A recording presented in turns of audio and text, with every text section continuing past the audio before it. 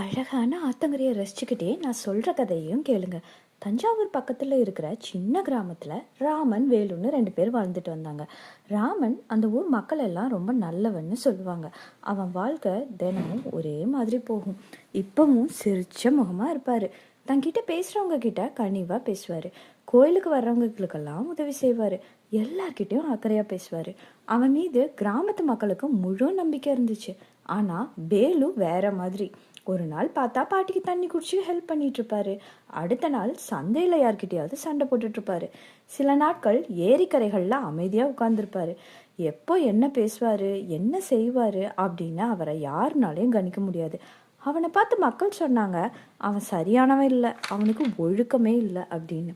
அடுத்த வருஷம் இந்த கிராமத்துல நல்ல மழை பெஞ்சுது. கிராமம் முழுக்கும் வெள்ளம் வந்துச்சு. ராமன் தன்னோட வீட்டை விட்டு வெளியே வரவே இல்லை. அமைதியாக சொன்னார், எல்லாம் சரியாயிடும், கடவுள் பார்த்துப்பாரு அப்படின்னு. அவர் யாரையும் காப்பாற்ற வரல, வீட்டிலையே இருந்தார்.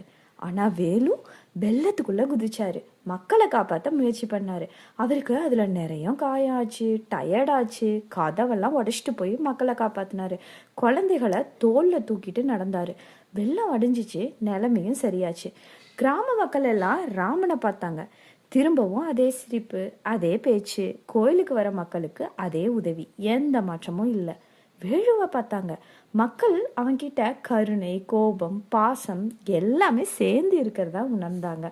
அதனால நான் இப்போ என்ன சொல்ல வரேன்னா, எப்போவுமே ஒரே மாதிரி இருக்கிற மனுஷங்களை பார்த்து இதுதான் உண்மை அப்படின்னு நினச்சிக்காதீங்க.